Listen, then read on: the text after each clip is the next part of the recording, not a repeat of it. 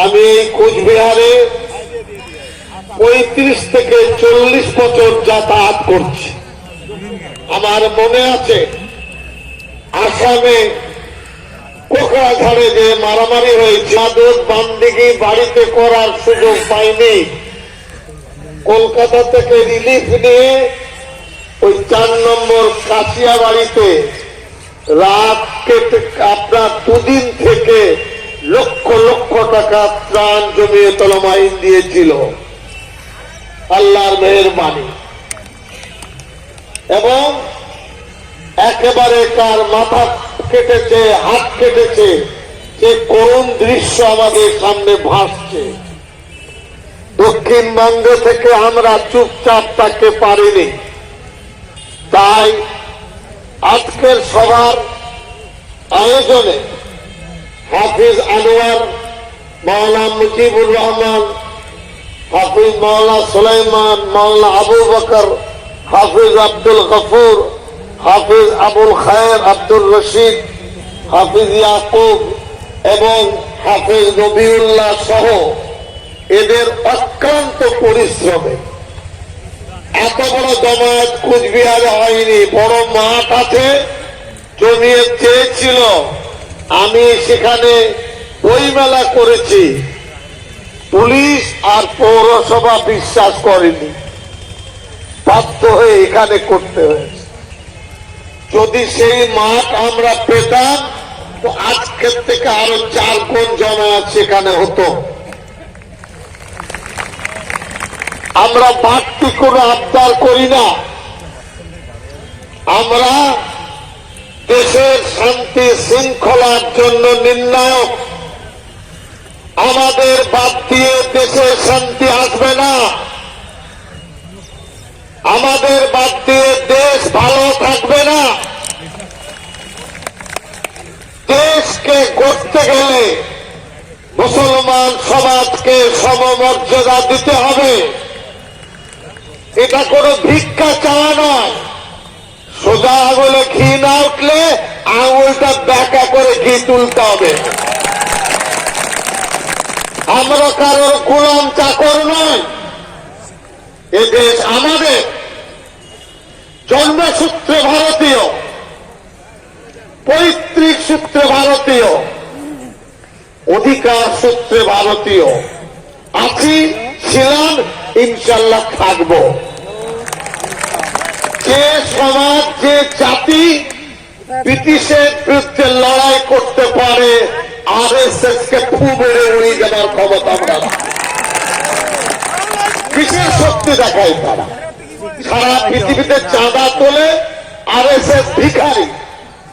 আমি বললাম আপনাদের, আমি সাউথ আফ্রিকা গিয়েছিলাম, জোহানেসবার্গে যার বাড়িতে ছিলাম, একটু সকালবেলায় হাঁটতে হাঁটতে আমার পরিচিত আত্মীয় বলছে, আমি বললাম এটা তো ভারত মডেলের মন্দির।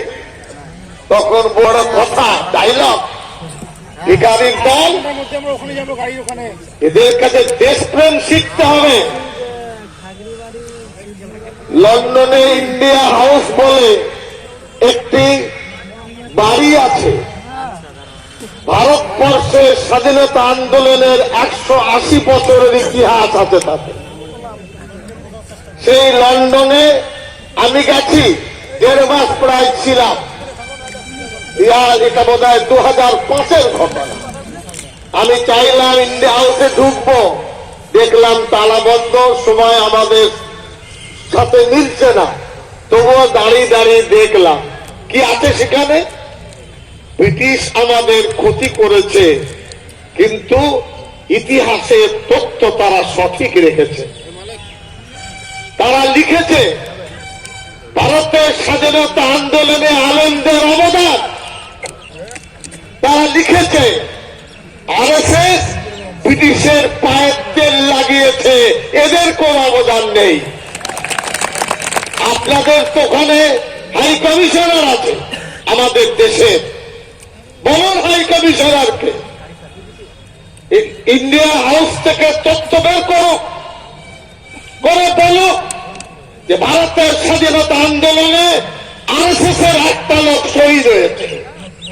এই মুসলমান বীর জাফর দেশের স্বাধীনতা আননি।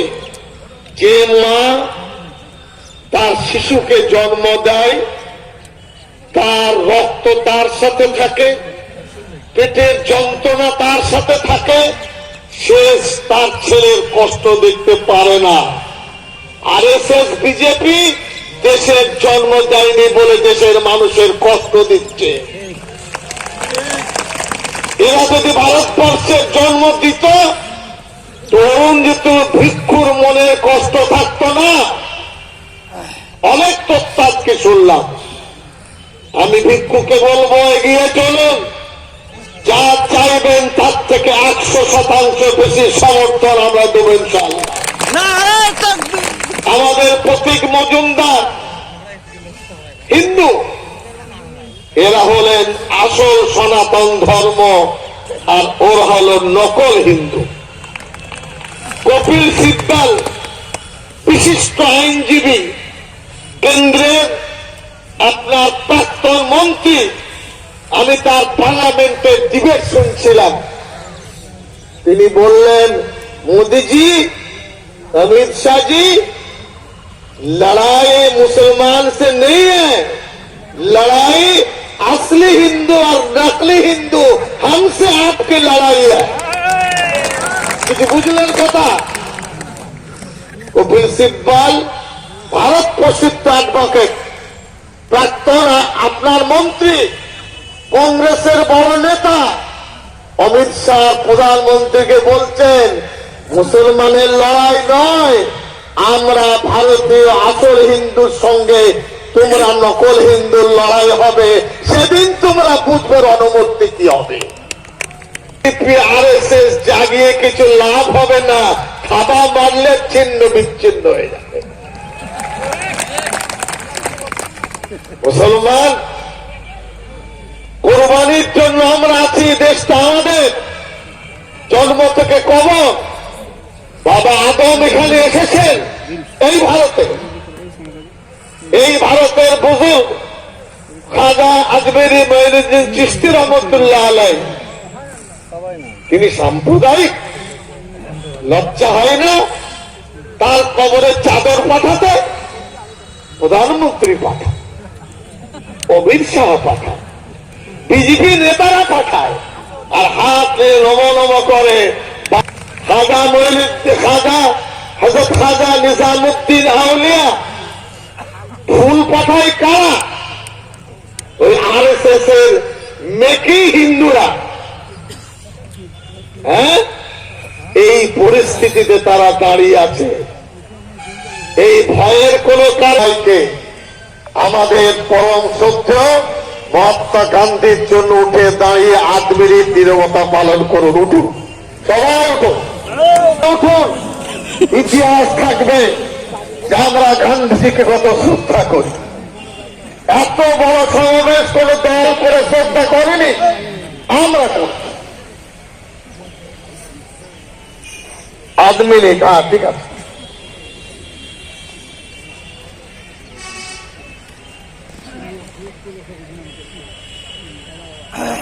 বসুন।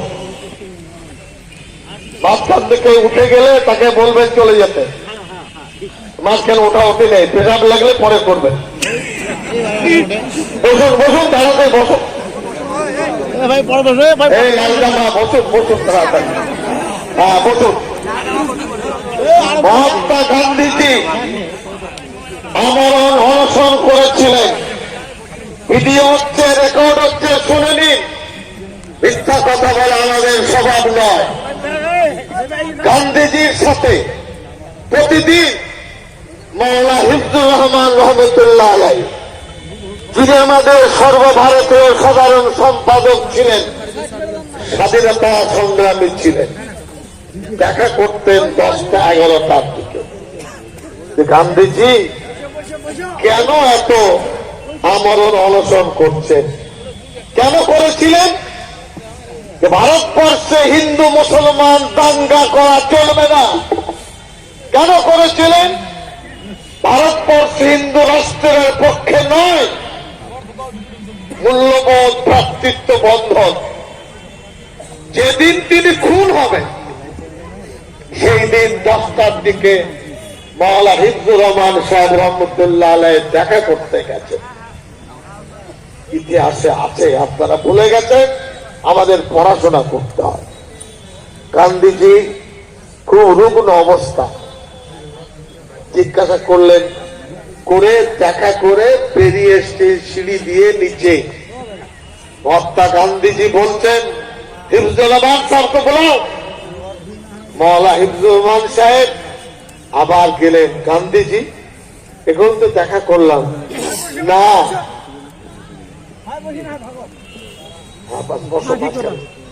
আপনাকে দেখেছি, কারণ আছে। কি কারণ?